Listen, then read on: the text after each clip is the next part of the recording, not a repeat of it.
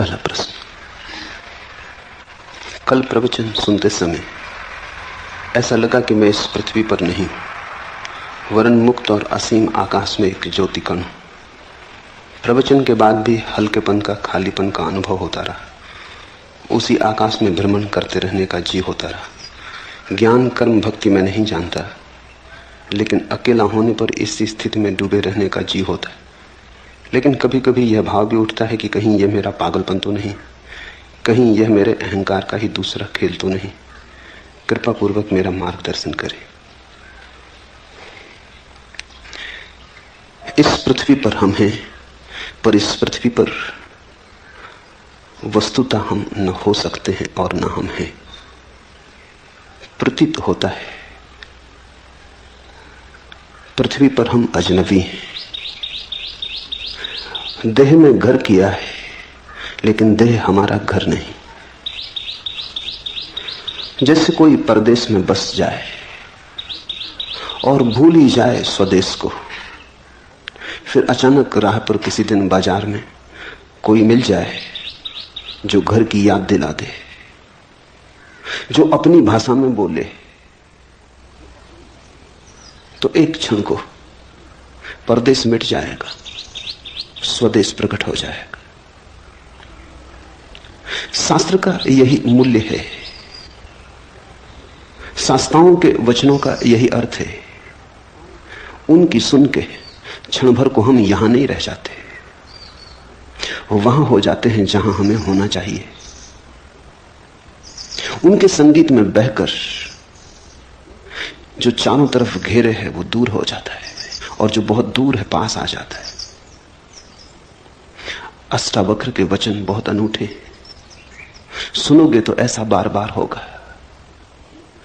बार बार लगेगा पृथ्वी पर नहीं हो, आकाश के हो गए, क्योंकि वे वचन आकाश के, वे वचन स्वदेश से आए, उस स्रोत से आए जहां से हम सबका आना हुआ है, और जहां हमें जाना चाहिए, और जहां जाए बिना हम कभी चैन को उपलब्ध ना हो सकेंगे। जहां हम हैं सराय है, घर नहीं। कितना ही मान के बैठ जाएं कि घर है, फिर भी सराय सराय बनी रहती। समझा लें, बुझा लें, भुला लें, भेद नहीं पड़ता। कांटा चुभता ही रहता, याद आती ही रहती।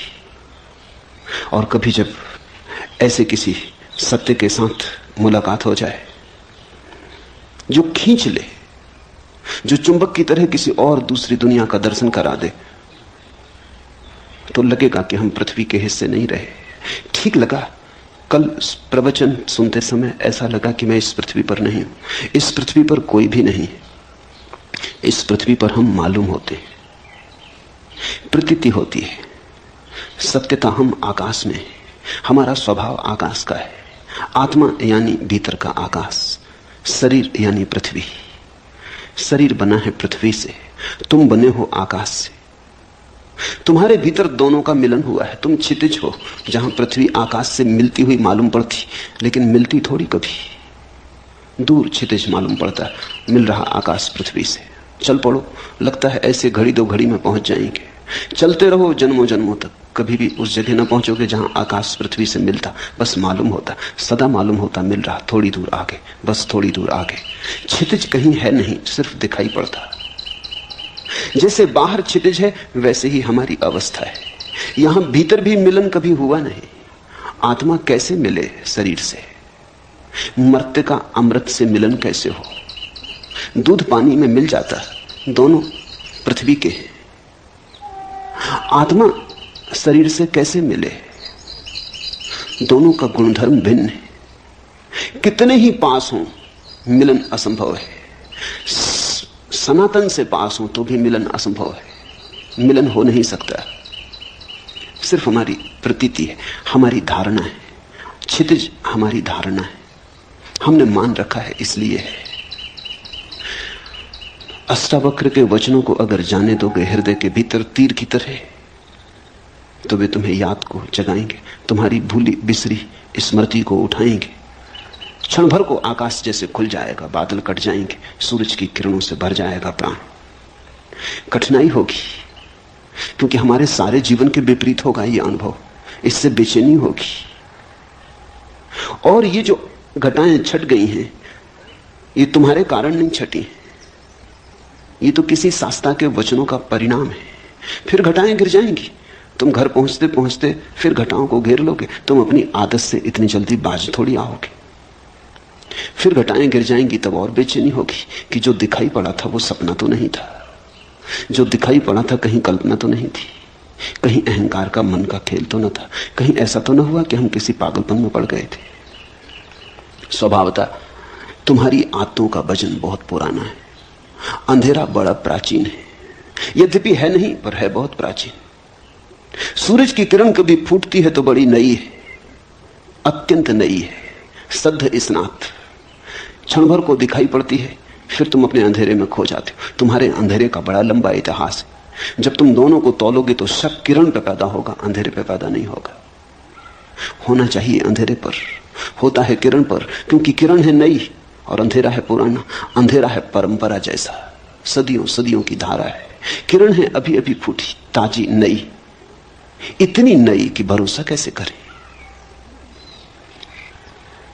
लगा कि मैं इस पृथ्वी पर नहीं हूं, इस पृथ्वी पर कोई भी नहीं है, इस पृथ्वी पर हम हो नहीं सकते। मान्यता है हमारी, धारणा है हमारी, लगता है, सत्य नहीं है। और मुझे असीम आकाश में एक ज्योतिकण हूं ऐसा प्रतीत हुआ।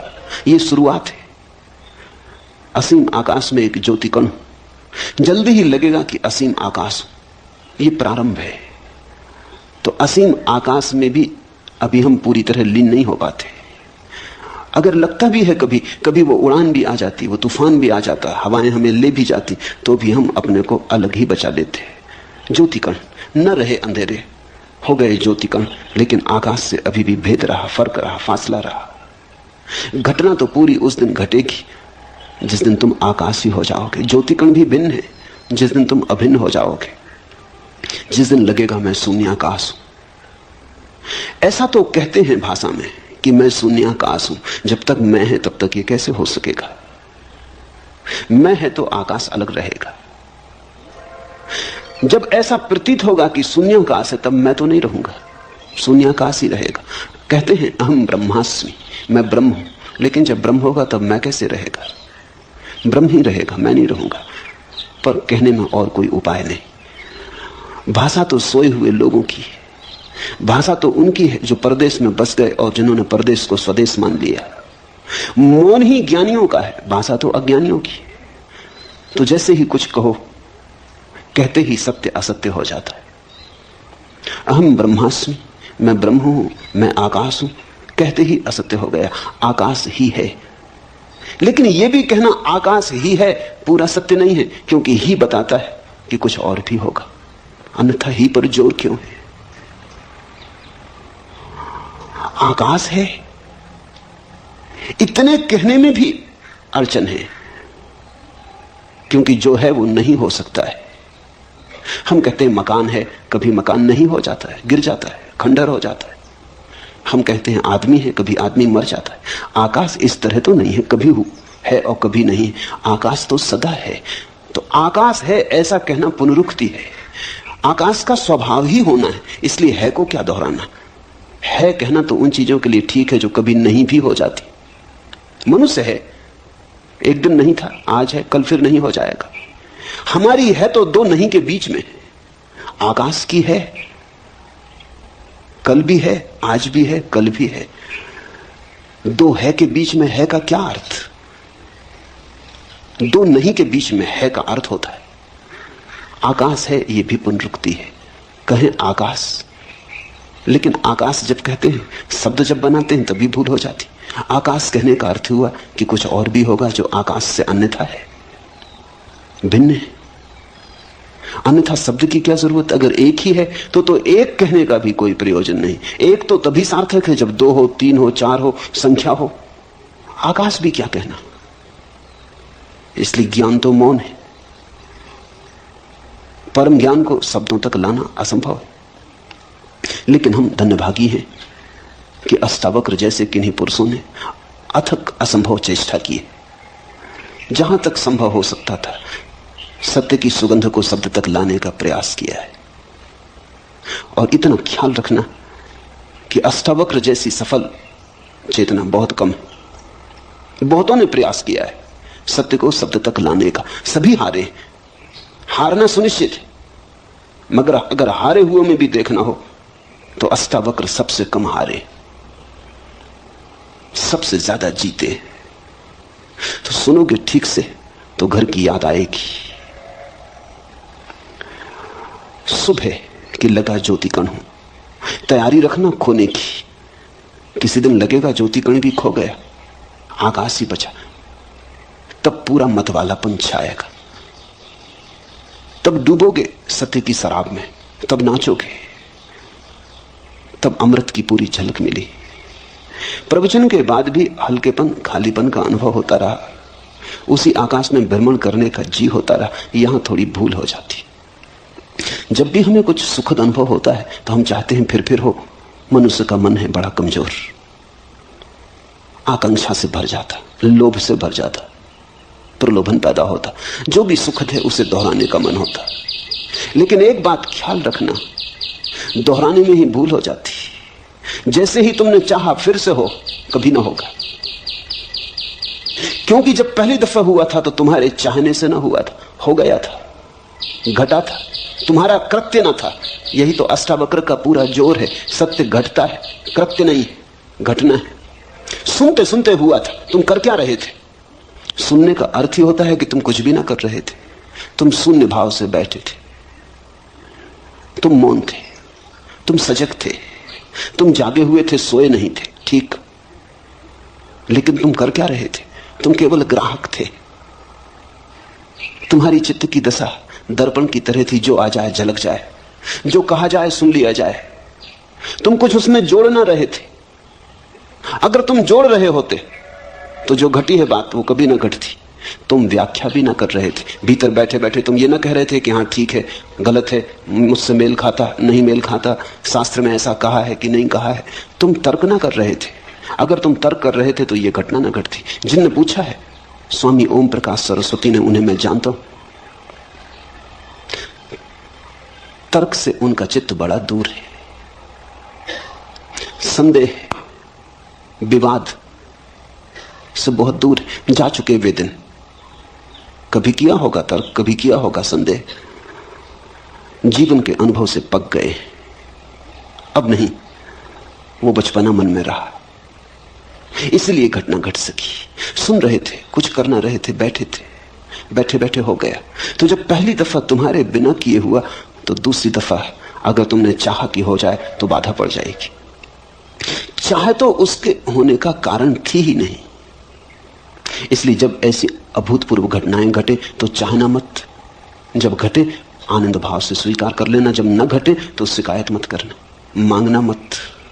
मांगे कि चूके, मांगने जबरदस्ती, आग्रह, घटना चाहिए। एक दफा घट गया तो अब क्यों नहीं घटता है? ऐसा रोज होता है। जब यहां लोग ध्यान करने आते हैं, शुरू शुरू में ताजे और नए होते, कोई अनुभव नहीं होता तो घट जाता है। ये बड़ी हैरानी की बात है। इसे तुम समझना, अष्टावक्र को समझने में इससे सहायता मिलेगी।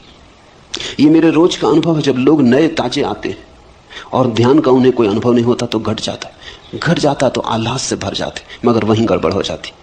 फिर मांग शुरू होती, आज जो हुआ कल हो, न केवल हो बल्कि और ज्यादा हो। फिर नहीं घटता। फिर वो मेरे पास आकर रोते हैं, वो कहते हैं हुआ क्या, कहां भूल हो गई? पहले घटा, अब नहीं घट रहा है। भूल यही हो गई कि पहले जब घटा तो तुमने मांगा ना था, अब तुम मांग रहे हो। अब तुम्हारा मन निर्दोष ना रहा, मांगने दूषित किया। अब तुम सरल ना रहे, अब तुम खुले ना रहे, मांगने द्वार दरवाजे बंद किए। आकांक्षा जग गई, आकांक्षा ने सब विकृत कर दिया, वासना खड़ी हो गई, लोभ पैदा हो गया। ऐसा रोज होता है। जो लोग बहुत दिन से ध्यान कर रहे हैं, बहुत तरह की प्रक्रियाएं कर रहे हैं, उन्हें ध्यान बड़ी मुश्किल से लगता है, उनका अनुभव बाधा बनता है। कभी कभी कोई चला आता है ऐसे ही तरंगों में बहता हुआ। कोई मित्र आता था, उसने कभी सोचा भी नहीं ध्यान का। कोई मित्र आता था, उसने सोचा चलो चले चले देखें क्या है, कुतूहलवश चला आया था। कोई वासना न थी, कोई अध्यात्म की खोज भी न थी, कोई चेष्टा भी न थी, ऐसे ही चला आया था। औरों को ध्यान करते देख तरंग आ गई, सम्मिलित हो गया, घट गए। चौंका आदमी, मैं तो आया ही नहीं था ध्यान करने और ध्यान हो गया। बस फिर अड़चन। अब दोबारा जब आता है तो आकांक्षा है, मन में रस है, फिर से हो, लोभ है, पुनरुक्ति का भाव है। मन आ गया, मन ने सब खेल खराब कर दिए। जहां मन नहीं है वहां घटता है। ध्यान रखना, मन पुनरुक्ति की वासना है। जो हुआ सुखद फिर से हो, जो हुआ दुखद फिर कभी ना हो, यही तो मन है। मन चुनाव करता है, ये हो और ये ना हो, ऐसा बार बार हो और ऐसा अब कभी ना हो, यही तो मन है। जब तुम जीवन के साथ बहने लगते, जो हो ठीक, जो ना हो ठीक। दुख आए तो स्वीकार, दुख आए तो विरोध नहीं, सुख आए तो स्वीकार, सुख आए तो उन्माद नहीं। जब सुख और दुख में कोई सम होने लगता है, समता आने लगती है, जब सुख और दुख धीरे धीरे एक ही जैसे मालूम होने लगते हैं, क्योंकि कोई चुनाव ना रहा, अपने हाथ की कोई बात ना रही, जो होता है होता है, हम देखते रहते हैं। इसको अष्टावक्र कहते हैं साक्षी भाव। और वो कहते हैं साक्षी भाव सदा तो सब सदा। साक्षी भाव साक्षी को जगाता, भीतर बाहर समता ले आता है। समत्व साक्षी भाव की छाया है। या तुम समत्व में उपलब्ध हो जाओ तो साक्षी भाव चला आता है। वे दोनों साथ साथ चलते हैं। वे एक ही घटना के दो पैर या दो पंख हैं। उसी आकाश में भ्रमण करने का जी होता रहता है। इससे सावधान होना। मन को मौका मत देना कि ध्यान की घड़ियों को खराब करे। इसी मन ने तो संसार खराब किया, इसी ने तो जीवन के सारे संबंध विकृत किए, इसी मन ने तो सारे जीवन को रेगिस्तान जैसा रूखा कर दिया। जहां बहुत फूल खिल सकते थे वहां सिर्फ कांटे हाथ में रह गए। अब इस मन को अंतर यात्रा पर साथ मत लाओ। इसे नमस्कार करो, इसे विदा दो, प्रेम से सही, पर इसे विदा दो। इससे कहो बहुत हो गया, अब हम न मांगेंगे, अब जो होगा हम जागेंगे, हम देखेंगे। जैसे ही तुमने मांगा फिर तुम साक्षी नहीं रह सकते, तुम भोक्ता हो गए। ध्यान के भी भोक्ता हो गए तो ध्यान गया। भोक्ता का अर्थ यह है कि तुमने कहा इसमें मुझे रस आया, इससे मुझे सुख मिला। ज्ञान कर्म भक्ति में नहीं जानता, लेकिन अकेला होने पर इसी स्थिति में डूबे रहने का जी होता है।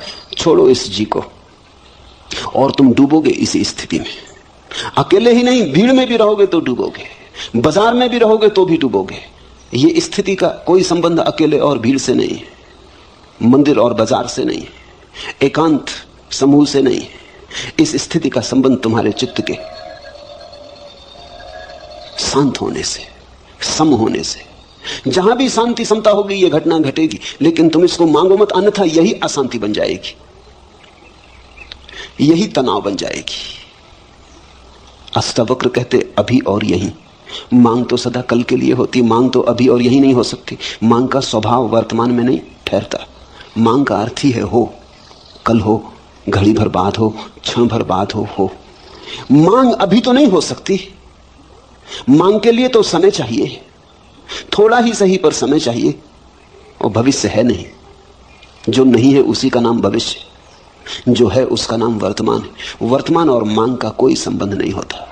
जब तुम वर्तमान में होगे तो पाओगे कोई मांग नहीं, और तब घटेगी ये घटना। जब इसे घटाने का जीना रहेगा तब ये खूब घटेगी। इस पहेली को ठीक से समझ लो, इस पहेली का एक एक कोना पहचान लो। जिस दिन तुम कुछ भी ना मांगोगे उस दिन सब घटेगा। जिस दिन तुम परमात्मा के पीछे दीवाने होकर ना दौड़ोगे वो तुम्हारे पीछे चला आएगा। जिस दिन तुम ध्यान के लिए आतुरता ना दिखाओगे, तुम्हारे भीतर कोई तनाव ना होगा, उस दिन ध्यान ही ध्यान से भर जाओगे। ध्यान कहीं बाहर से थोड़ी आता। जब तुम तनाव में नहीं हो तो जो तुम्हारे भीतर शेष रह जाता उसका नाम ध्यान है। जब तुम्हारे भीतर वासना नहीं है तो जो शेष रह जाता उसका नाम ध्यान है। झील है, तरंगें उठ रही, हवा के झकोरे हैं, झील का पूरी छाती तूफान से भर गई, आंधी है, सब उथल पुथल हो रही है। आकाश में चांद है पूरा, लेकिन प्रतिबिंब नहीं बनता क्योंकि झील कप रही। दर्पण कैसे बने? चांद का प्रतिबिंब बनता है, टूट टूट जाता है हजार हजार टुकड़ों में, चांदी फैल जाती पूरी झील पर, लेकिन चांद का प्रतिबिंब नहीं बनता है। झील शांत हो गई, लहरें कहीं चली गई, लहरें कहीं से आई थी, लहरें झील की थी, फिर सो गई, झील में वापस उतर गई। झील अपनी फिर अवस्था में आ गई। वो जो चांदी की तरह फैल गया चांद था, झील की छाती पर सिकुड़ आया एक जगह, ठीक प्रतिबिंब बनने लगा। जैसे ही तुम्हारे मन की झील पर तरंगे नहीं होती, तरंग यानी वासना, तरंग यानी मांग, तरंग यानी ऐसा हो और ऐसा ना हो, जब कोई तरंग मन की झील पर नहीं होती तो सत्य जैसा है वैसा ही प्रतिबिंबित होता है। तो जो बनता है चांद तुम्हारे भीतर, उसके सौंदर्य का क्या कहना, उसके रस का क्या कहना। रसधार बरसती, मिलन होता, फिर सुहागरात ही सुहागरात है। लेकिन तुमने मांगा कि चूक हो जाएगी, और मैं समझता हूं मांग बिल्कुल स्वाभाविक मालूम होती, बड़ी अड़चन है। इतना सुख मिलता है ऐसी घड़ियों में कि कैसे बचे न मांगने से। मानवीय है, मैं ये नहीं कहता कि तुमने कुछ बड़ी अमानवीय भूल की, बिल्कुल मानवीय भूल है। कभी जब क्षण भर को झरोखा खुल जाता है और आकाश बहता है तुमने, कभी क्षण भर को जब अंधेरा टूटता है और किरणें उतरती, तो असंभव है, करीब करीब असंभव है कि इसे न मांगो, लेकिन यह असंभव सीखना पड़ेगा। आज सीखो, कल सीखो, परसों सीखो, मगर सीखना पड़ेगा। जितनी जल्दी सीखो उतना उचित। अभी तैयार हो जाओ तो अभी घटना घटने को देर नहीं है। जरा भी क्षण भर की प्रतीक्षा करने की जरूरत नहीं। इसी स्थिति में डूबे रहने का जी होता, ये स्थिति घटेगी, इसका तुम्हारे चित्त से कुछ लेना देना नहीं है। इसलिए तुम अपने चित्त को पीछे छोड़ो। वो जब बीच बीच में आए तब उसे बार बार कह दो कि क्षमा करो, बहुत हुआ, काफी हुआ, संसार खराब किया, परमात्मा तो खराब मत करो। जीवन के सारे सुख विकृत कर डाले, अब ये अंतरतम के सुख आ रहे हैं, इन्हें तो विकृत मत करो। सजग रह के मन को नमस्कार कर लो, विदा दे दो। धीरे धीरे धीरे धीरे ऐसी घड़ी आने लगेंगी, तुम्हारे अनुभव से ही आएंगी। जब मन नहीं होगा तत्क्षण फिर वही झरोका खुलता है, फिर बहती रसधार, फिर उतरता प्रकाश, फिर तुम आलोकित, फिर तुम मग्न, फिर तुम अमृत में डूबे। जब ऐसा बार बार होगा तो बात साफ हो जाएगी। तो फिर मन से तुम अपने को दूर रखने में कुशल हो जाओगे। जब घटे तब घट जाने देना, जब न घटे तब शांति से प्रतीक्षा करते रहना। आएगा, जो एक बार आया है बार बार आएगा। तुम भर मत मांगना, तुम भर बीच में मत आना, तुम भर बाधा मत देना। लेकिन कभी कभी ये भाव भी उठता है कि कहीं ये मेरा पागलपन तो नहीं। बुद्धि ऐसे भाव भी उठाएगी, क्योंकि बुद्धि ये मान ही नहीं सकती कि आनंद हो सकता है। बुद्धि दुख से बिल्कुल राजी। बुद्धि ने दुख को पूरी तरह स्वीकार किया है, क्योंकि बुद्धि दुख की जन्मदात्री। अपनी ही संतान को कौन स्वीकार नहीं करेगा। तो बुद्धि मानती है दुख है तो बिल्कुल ठीक है। लेकिन महासुख, जरूर कहीं कोई गड़बड़ हो गई। ऐसा कहीं होता है, कोई कल्पना हो गई, कोई सपना देखा, किसी देवा स्वप्न में खो गए, किसी सम्मोहन में उतर गए, जरूर कहीं कुछ पागलपन हो गया है। बुद्धि ऐसे बार बार कहेगी, इसे सुनना मत, इस पर ध्यान मत देना। अगर इस पर ध्यान दिया तो वे घटनाएं बंद हो जाएंगी, वे द्वार झरोखे फिर कभी ना खुलेंगे। एक बात ख्याल में रखना, आनंद सत्य की परिभाषा है। जहां से आनंद मिले वहीं सत्य है। इसलिए तो हमने परमात्मा को सच्चिदानंद कहा है। आनंद उसकी आखिरी परिभाषा है। सत्य से भी ऊपर, चित्त से भी ऊपर आनंद को रखा है, सच्चिदानंद कहा है। सत्य एक सीढ़ी नीचे, चित्त एक सीढ़ी नीचे, आनंद परम। जहां से आनंद बहे, जहां से आनंद मिले, फिर तुम चिंता मत करना, सत्य के करीब हो। जैसे कोई बगीचे के करीब आता है तो हवाएं ठंडी हो जाती, पक्षियों के गीत सुनाई पड़ने लगते, शीतलता अनुभव होने लगती। तो बगीचा दिखाई भी ना पड़े तो भी अनुभव में आने लगता है कि राह ठीक है, बगीचे की तरफ पहुंच रहे हैं। ऐसे ही जैसे ही तुम सत्य की तरफ पहुंचने लगते हो, आनंद झरता है, शीतल होने लगता मन, संतुलन आने लगता, सहिष्णुता बढ़ती है, सुख बढ़ता है, एक उमंग घेरे रहती अकारण। कोई कारण भी दिखाई नहीं पड़ता, न कोई लॉटरी मिली है, न कोई धंधे में बड़ा लाभ हुआ है, न कोई बड़ा पद मिला है। ऐसा भी हो सकता था पद था वो भी गया, हाथ में जो था वो भी खो गया, धंधा भी डूब गया, लेकिन अकारण एक उमंग है कि भीतर कोई नाचे जा रहा है कि रुकता ही नहीं। तो बुद्धि कहेगी कहीं पागल तो नहीं हो गए, ये तो पागलों के लक्षण है, ये बड़ी अजीब दुनिया है, यहां सिर्फ पागल ही प्रसन्न दिखाई पड़ते। इसलिए बुद्धि कहती पागल हो गए होगे, क्योंकि यहां पागलों के सिवा किसी को प्रसन्न देखा है। यहां हजार कारण होते तब भी आदमी प्रसन्न नहीं होता, बड़ा महल हो, धन हो, संपत्ति हो, सुख सुविधा हो, तब भी आदमी प्रसन्न नहीं होता। ये दुनिया दुखी लोगों की दुनिया है, मगर दुखी लोगों की भीड़ है। यहां अगर तुम हंसने लगो अकारण तो लोग कहेंगे पागल हो गए। अगर तुम कहो कि हंसी आ रही कोई कारण नहीं, फैली जा रही, भीतर से उठ रही, लहर आ रही, लोग कहेंगे बस दिमाग खराब हो गए। यहां तुम शक्ल बना के चलो, उदास रहो, तुम्हारी शक्ल देख के भूत प्रेत भी डरे, तो बिल्कुल ठीक हो, तो कोई अड़चन नहीं है, तो सब ठीक चल रहा है। तुम आदमी जैसे आदमी हो, जैसा आदमी होना चाहिए वैसे आदमी हो। लेकिन तुम मुस्कुराने लगो, तुम हंसने लगो, तुम गीत गुनगुनाने लगो, तुम राह के किनारे खड़े होकर नाचने लगो, बस तुम पागल हो गए। परमात्मा को हमने इस भांति इंकार किया है कि अगर परमात्मा आए तो हम उसे पागल खाने में बंद कर देंगे। शायद इसी कारण नहीं आता, आने से डरता है। तुम जरा सोचो, कृष्ण अगर मिल जाएं चौराहे पर, बांसुरी बजाते, मोर मुकुट बांधे, पीतांबर डाले, गोपियां नाचती हों, क्या करोगे? तत्क्षण पुलिस थाने जाओ। ये क्या हो रहा है? जो नहीं होना चाहिए वो हो रहा है। तुम इस आदमी को जेल खाने में डालोगे।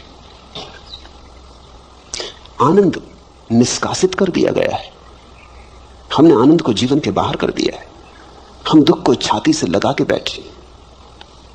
यहां दुखी आदमी बुद्धिमान मालूम होता है, यहां आनंदित आदमी पागल मालूम होता है। सारी सरणी उल्टी है। तो स्वाभाविक है, जीवन भर जिसको तुमने बुद्धिमानी समझा है, आज अचानक अगर खोने लगेगी, खिसलने लगेगी, अगर आज अचानक नींव उखड़ने लगेगी तुम्हारी तथाकथित बुद्धिमानी की, और अचानक झांकने लगेगी प्रसन्नता अकारण। ख्याल रखना, पागलपन का मतलब यह होता है अकारण प्रसन्न, कारण भी नहीं है कुछ, बैठे हैं अकेले और मुस्कुराहट आ रही, बस पागल हो गए। क्योंकि ऐसा तो हमने सिर्फ पागलों को ही देखा है। ध्यान रखना, पागलों में और परमहंसों में थोड़ा सा संबंध है।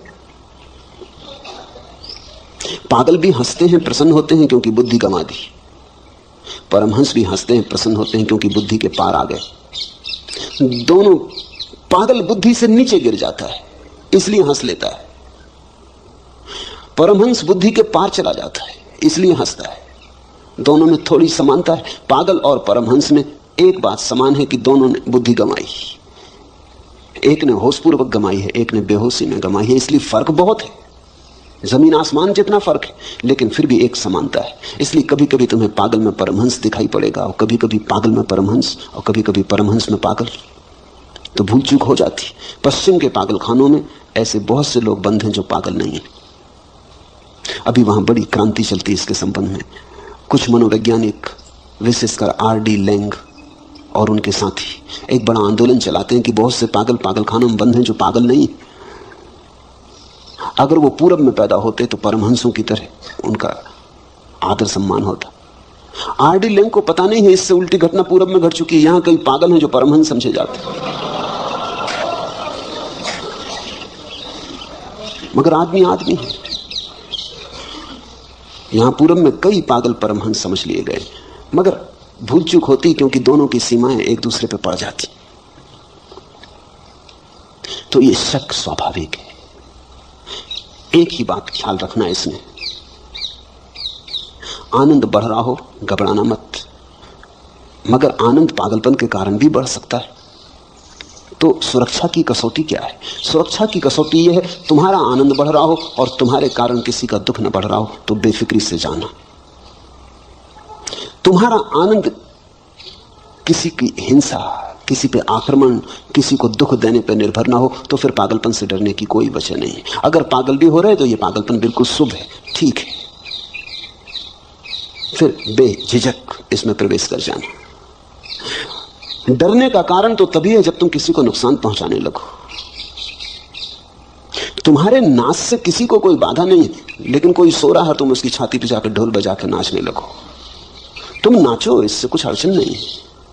तुम गुनगुनाओ राम का नाम, ये ठीक है, लेकिन माइक लगा के आधी रात में और तुम अखंड कीर्तन शुरू कर दो तो तुम पागल हो। हालांकि कोई तुमको पागल नहीं कह सकता, क्योंकि रामधुन कर रहे हैं, ऐसे कई पागल कर रहे हैं। वो कहते हैं अखंड कीर्तन कर रहे हैं, 24 घंटे की कथा की।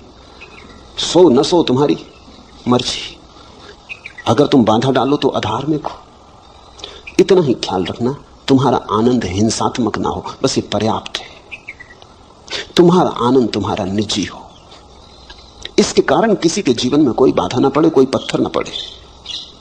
तुम्हारा फूल खिले, लेकिन तुम्हारे फूल के खिलने के कारण किसी को कांटे न चुभे, इतना ही भर ख्याल रहे तो तुम ठीक दिशा में जा रहे हो। जहां तुम्हें लगे कि अब दूसरों को बाधा होने लगी, वहां थोड़े सावधान होना।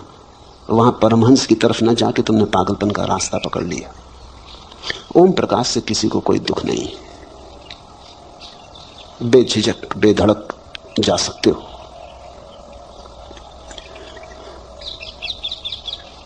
कल मैं एक गीत पढ़ रहा था, जो कुछ सुंदर था प्रेम काम में, जो अच्छा मंजा नया था सत्यसार, मैं बीन बीन कर लाया, नैवेद्य चढ़ाया, पर यह क्या हुआ, सब पड़ा पड़ा कुम्हलाया, सूख गया मुरझाया, कुछ भी तो उसने हाथ बढ़ाकर नहीं लिया।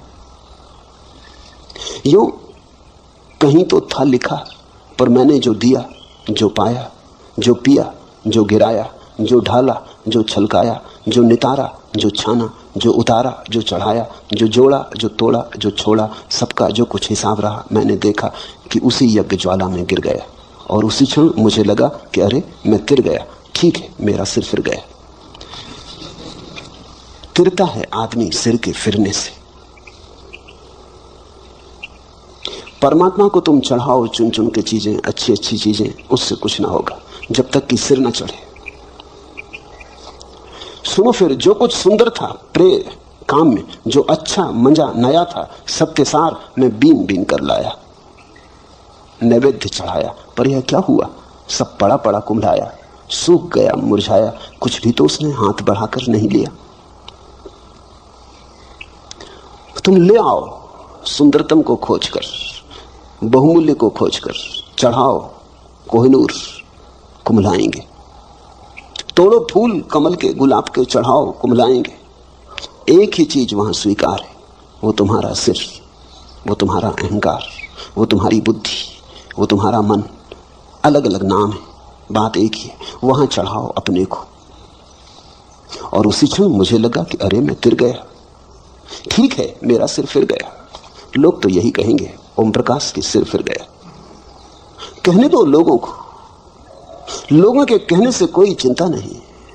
जब लोग तुमसे कहते हैं सिर फिर गया, तो वो इतना ही कर रहे हैं कि अपने सिर की रक्षा कर रहे हैं, और कुछ नहीं। जब लोग तुमसे कहते हैं तुम्हारा सिर फिर गया, तो वो ये कह रहे हैं कि बचाओ हमें, इधर इस तरफ मत आओ, हमें मत सुनाओ ये गीत, मत ये हंसी हमारे द्वार लाओ, मत दिखाओ हमें ये आंखें मदमस्त, ये खबरें मत कहो हमसे। घबराहट है उनकी, भीतर उनके भी यही राग है, भीतर उनके भी ऐसी ही वीणा पड़ी है जो प्रतीक्षा करती जन्मों जन्मों से कि कोई छेड़ दे, मगर डर है, घबराहट है। बहुत कुछ उन्होंने झूठे जगत में बनाया है, बसाया है, कहीं उखड़ ना जाए। मैं इलाहाबाद में था, एक मित्र मेरे सामने ही बैठ के मुझे सुन रहे थे। लाखों लोगों ने मुझे मेरे सामने बैठ के सुना है, बहुत कम ऐसे लोग हैं जिन्होंने इतने भाव से सुना हो जैसा भाव से वो सुन रहे थे। उनकी आंखों से आंसुओं की धार बह रही थी। अचानक बीच में उठे, सभा भवन छोड़ के चले गए। मैं थोड़ा चौंका, ये क्या हुआ? पूछताछ की, संयोजक को कहा, वो बड़े प्रसिद्ध व्यक्ति थे, मैं तो जानता नहीं था, साहित्यकार थे, कवि थे, लेखक थे। संयोजक ने उनके घर जाके पूछा, उन्होंने कहा बाबा माफ करो। मैं घबरा गया। 20 मिनट के बाद मैंने कहा अब यहां से भाग जाना उचित, अगर थोड़ी देर और रहा तो कुछ से कुछ हो जाएगा। इस आदमी का तो सिर फिरा है, मेरा फिरा देखा। आऊंगा, अभी नहीं, जरूर आऊंगा, पर थोड़ा समय दो। और 2 रात से मैं सो नहीं सका हूं और बातें मेरे मन में गूंज रही। नहीं, अभी मेरे पास बहुत काम करने को पड़े, अभी बच्चे छोटे, अभी घर गृहस्थी संभालनी। जरूर आऊंगा, तुम जाओ, उनसे कहना जरूर आऊंगा, लेकिन अभी नहीं। जब कोई तुमसे कहता है तुम्हारा सिर फिर गया, वो सिर्फ अपनी आत्मरक्षा कर रहा। वो ये कह रहा है कि ऐसा मान के कि तुम्हारा सिर फिर गया, मैं अपने आकर्षण को रोकता हूं।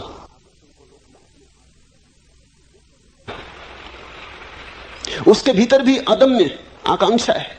कौन है ऐसा जो परमात्मा को खोजने नहीं चला है? कौन है ऐसा जो आनंद का प्यासा नहीं है? कौन है ऐसा जिसे सत्य की अभीप्सा नहीं? ऐसा कभी कोई हुआ ही नहीं। जिनको तुम नास्तिक कहते हो वे ही लोग हैं जो घबरा गए। वे ही लोग हैं जो कहते हैं नहीं, कोई परमात्मा नहीं। क्योंकि परमात्मा को इंकार न करें तो खोज पर जाना होगा। मेरा अपना अनुभव यह है कि नास्तिक के भीतर तथाकथित आस्तिकों से सत्य की खोज की ज्यादा गहरी आकांक्षा होती। वो मंदिर जाने से डरता है, तुम डरते ही नहीं। तुम डरते नहीं क्योंकि तुम्हारे भीतर कोई ऐसी प्रबल आकांक्षा नहीं कि तुम पगला जाओगे। तुम मंदिर हो आते हो जैसे तुम दुकान चले जाते हो। तुम मंदिर के बाहर भीतर हो लेते हो, तुम पे कुछ असर नहीं होता है। नास्तिक वैसा व्यक्ति है जो जानता है अगर मंदिर गया तो वापस न लौट सकेगा।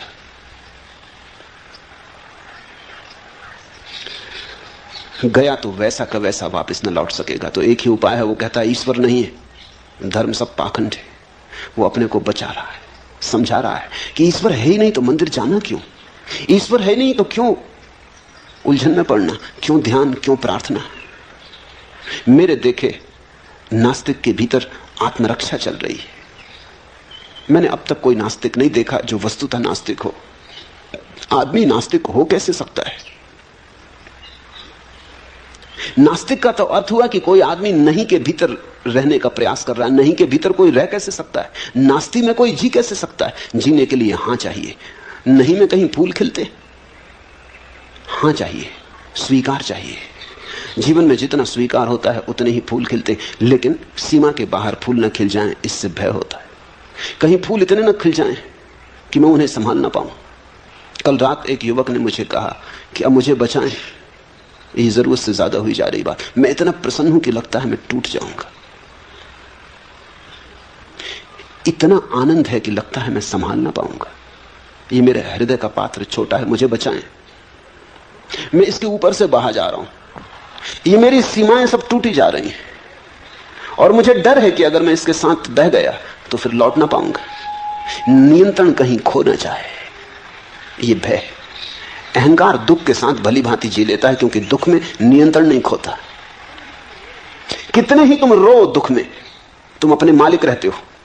नियंत्रण खोता है आनंद में। सीमा टूटती आनंद में, दुख में कभी कोई सीमा नहीं टूटती। नरक में भी सीमा नहीं टूटती। तुम नरक में भी पड़े रहो तो भी तुम अपने भीतर मजबूत रहते हो। सीमा टूटती है स्वर्ग में, वहां नियंत्रण खो जाता है। जहां नियंत्रण खोता वहां अहंकार खो जाता है।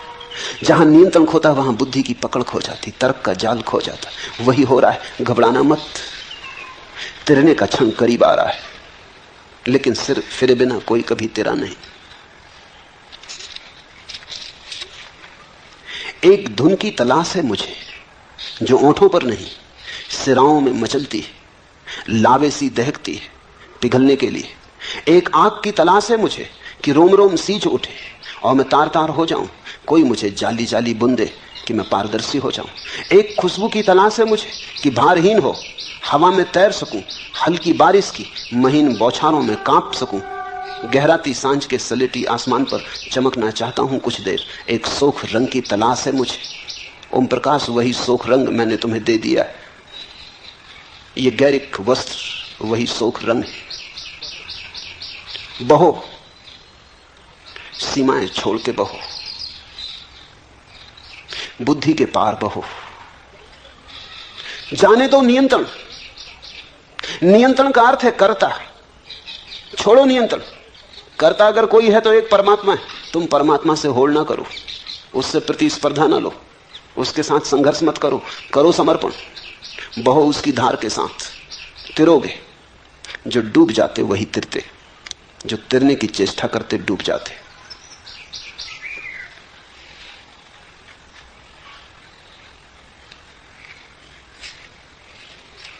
दूसरा प्रश्न, सदा से खोजियों का यह अवलोकन रहा है कि परमात्मा उपलब्धि अत्यंत दुस्साध्य घटना है, लेकिन आप जैसे बुद्ध पुरुष सदा से इस बात पर जोर देते रहे हैं कि परमात्मा अभी और यहीं घट सकता है।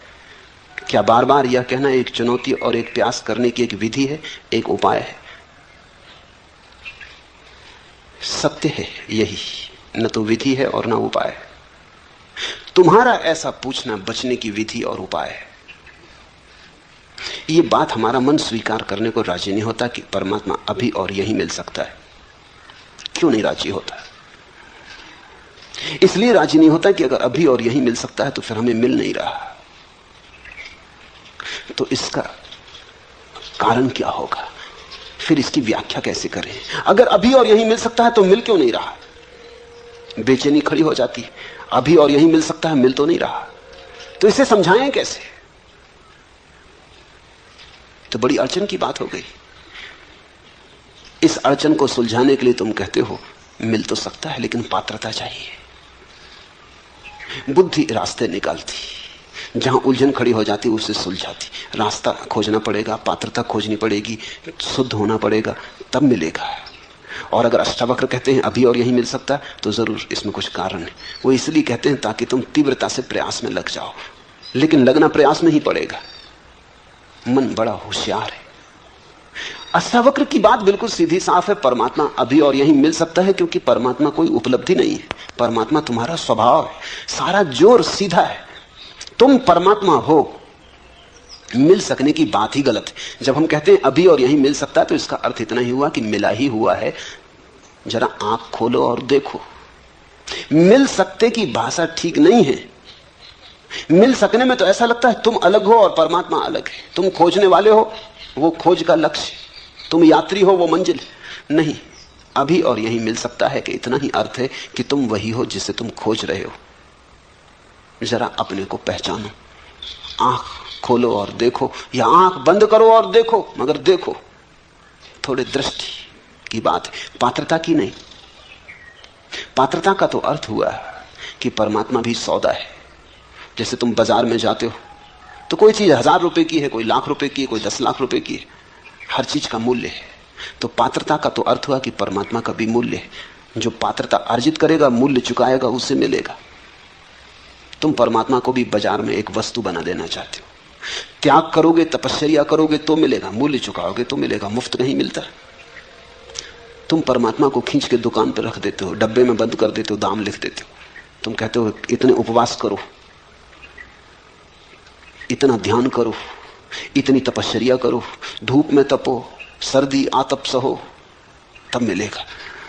कभी इस पर तुमने सोचा कि ये तुम क्या कह रहे हो? तुम ये कह रहे हो कि तुम्हारे कुछ करने से परमात्मा के मिलने का संबंध हो सकता है। तुम जो करोगे वो तुम्हारा किया ही होगा। तुम्हारा किया तुमसे बड़ा नहीं हो सकता।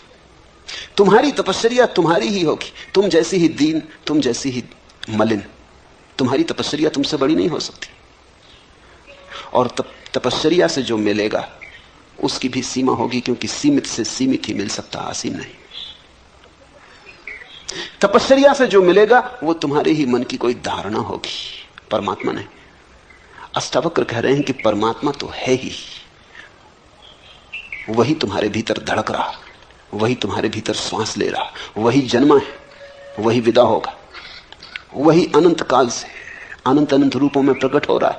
कहीं वृक्ष है, कहीं पक्षी है, कहीं मनुष्य है। परमात्मा है, उसके अतिरिक्त कुछ भी नहीं। इस सत्य की प्रतिभिज्ञा, इस सत्य का स्मरण। मैंने सुना है एक सम्राट अपने बेटे पर नाराज हो गया, उसे देश निकाला दे दिया। सम्राट का बेटा था, कुछ और तो करना जानता नहीं था, क्योंकि सम्राट के बेटे ने कभी कुछ किया न था, भीख ही मांग सकता था। जब कोई सम्राट न रह जाए तो भिखमंगे के सिवा और कोई उपाय नहीं बचता। भीख मांगने लगा। 20 वर्ष बीत गए, भूल ही गया अब 20 वर्ष कोई भीख मांगे तो याद रखना कि मैं सम्राट हूं, असंभव, कष्टपूर्ण होगा। भीख मांगने में कठिनाई पड़ेगी। यही उचित है कि भूल ही जाओ। वो भूल ही गया था, अन्यथा भीख कैसे मांगे? सम्राट और भीख मांगे? द्वार द्वार दरवाजे दरवाजे भिक्षा पात्र लेके खड़ा हो, होटल में रेस्तरां के सामने भीख मांगे, जूठन मांगे। सम्राट को भुला ही देना पड़ा, विस्मृत ही कर देना पड़ा। वो बात ही गई। वो जैसे अध्याय समाप्त हुआ, वो जैसे कि कहीं कोई सपना देखा होगा, कि कोई कहानी पढ़ी होगी, कि फिल्म देखी होगी, अपने से क्या लेना देना। 20 साल बाद जब सम्राट बूढ़ा हो गया, उसका बाप, तो वो घबराया। एक ही बेटा था, वही मालिक था। उसने अपने वजीरों को कहा, उसे खोजो और जहां भी हो उसे ले आओ। कहना बाप ने क्षमा किया। अब क्षमा होना क्षमा का कोई अर्थ नहीं, मैं मर रहा हूं। अब ये राज्य कौन संभालेगा? ये औरों के हाथ में जाए इससे बेहतर है मेरे खून के हाथ में जाए, बुरा भला जैसा भी है, उसे ले आओ। जब वजीर पहुंचे तो वो एक होटल के सामने पैसे पैसे मांग रहा था, टूटा सा पात्र लिए, नंगा था, पैरों में जूते नहीं थे, भरी दोपहरी थी, गर्मी के दिन थे, लू बहती थी, पैर जल रहे थे, और वो मांग रहा था कि मुझे जूते खरीदने हैं, इसके लिए कुछ पैसे मिल जाएं। कुछ पैसे उसके पात्र में पड़े थे। रथ आके रुका, वजीर नीचे उतरा, वजीर ने गिर के उसके चरण छुए। होने वाला सम्राट था। जैसे ही वजीर ने उसके चरण छुए, एक क्षण में घटना घट गई। 20 साल जिसकी याद ना आई थी कि मैं सम्राट हूं। फिर ऐसा थोड़ी लगा रहा कि वो बैठा, उसने सोचा और विचारा और तपश्चर्या की और ध्यान किया कि याद करूं ना। एक क्षण में, पल भी ना लगा, एक क्षण में रूपांतरण हो गया। यह आदमी और हो गया। अभी भिखारी था, दीनहीन, नग्न अब भी था, अब भी पैर में जूते न थे, लेकिन हाथ से उसका पात्र उसने फेंक दिया और वजीरों से कहा कि जाओ मेरे स्नान की व्यवस्था करो, ठीक वस्त्र जुटाओ। वो जाके रथ पे बैठ गया। उसकी महिमा देखने जैसी थी। अभी भी वही का वही था, लेकिन उसके चेहरे पर एक गरिमा थी, आंखों में एक दीप्ति थी, चारों तरफ एक आभा मंडल था। सम्राट था। याद आ गई, बाप ने बुलावा भेज दिया। ठीक ऐसा ही है। अष्टावक्र जब कहते कि अभी और यहीं, तो वो यही कहते कितने, चलो 20 साल नहीं, 20 जन्म से देश निकाले पे रहे, भीख मांगी बहुत, भूल गए बिल्कुल, याद को बिल्कुल सुला दिया, सुलाना ही पड़ा। न सुलाते तो भीख मांगनी मुश्किल हो जाती। द्वार द्वार दरवाजे दरवाजे भिक्षा पात्र लेके घूमे। अष्टावक्र ये कह रहे हैं, आ गया बुलावा, जागो, भिखमंगे तुम नहीं हो, सम्राट के बेटे हो। अगर कोई ठीक से सुन लेगा तो घटना सुनने में ही घट जाएगी। यही अष्टावक्र गीता का महात्म्य है, महिमा है। कोई आग्रह नहीं कि कुछ करो, सिर्फ सुन लो, सिर्फ सत्य को पहुंचने दो तुम्हारे हृदय तक। बाधा मत बनो, ग्राहक रहो, सिर्फ सुन लो, पहुंच जाए ये तीर तुम्हारे हृदय में, इसकी चोट बस पर्याप्त। जन्मों जन्मों की विस्मृति टूट जाएगी, स्मरण लौट आएगा, तुम परमात्मा हो। इसलिए वे कहते हैं अभी और यही। अब तुम तरकीबें मत खोजो। तुम कहते हो शायद ये विधि होगी, उपाय होगा कि लोगों की त्वरा बढ़े, तीव्रता बढ़े। स्वामी योग चिन्मय ने पूछा है, चिन्मय के पास, चिन्मय की बुद्धि में चेष्टा, प्रयास, तप जरूरत से ज्यादा है। साधारण योगी की जो पकड़ होती वैसी पकड़ है। ये अष्टावक्र के वचन साधारण योगी के लिए नहीं है, असाधारण प्रज्ञावान जो सुन के ही जाग जाए। चिन्मय थोड़े हठ योगी, काफी पिटाई हो तो थोड़े बहुत चलेंगे। कोड़ी को देख के, उसकी छाया को देख के नहीं चल सकते। हंसना मत, क्योंकि चिन्मय जैसे ही अधिक लोग हैं। हंस के तुम ये मत सोचना कि तुमने हंस लिया तो तुम चिन्मय से भिन्न हो, कि देखो तुम तो हंसे। चिन्मय ने कम से कम हिम्मत करके पूछा, तुमने पूछा नहीं, बस इतना ही फर्क है। हो तुम भी वही। यह अष्टावक्र की गीता पूरी हो जाएगी। और अगर तुम परमात्मा न हो गए तो समझ लेना कि वही हो, कोई फर्क नहीं। अगर इस सुनने में तुम जाग जाओ और परमात्मा हो जाओ तो ही कोड़े की छाया ने काम किया। सदा से खोजियों का यह अवलोकन रहा है कि परमात्मा उपलब्धि अत्यंत दुसाध्य घटना। खोजी शुरू से ही भ्रांत है। खोजी का अर्थ यह है कि वो मान लिया है कि परमात्मा को खोजना है, कि परमात्मा को खो दिया है।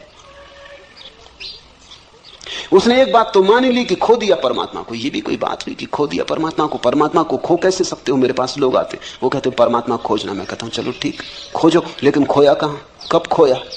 वो कहते इसका तो कुछ पता नहीं, पहले इसका तो तुम ठीक से पता कर लो, कहीं ऐसा ना हो कि खोया ही ना हो। कभी कभी ऐसा हो जाता है कि चश्मा नाक पे चढ़ा है और उसी चश्मे से देख के चश्मा खोज रहे।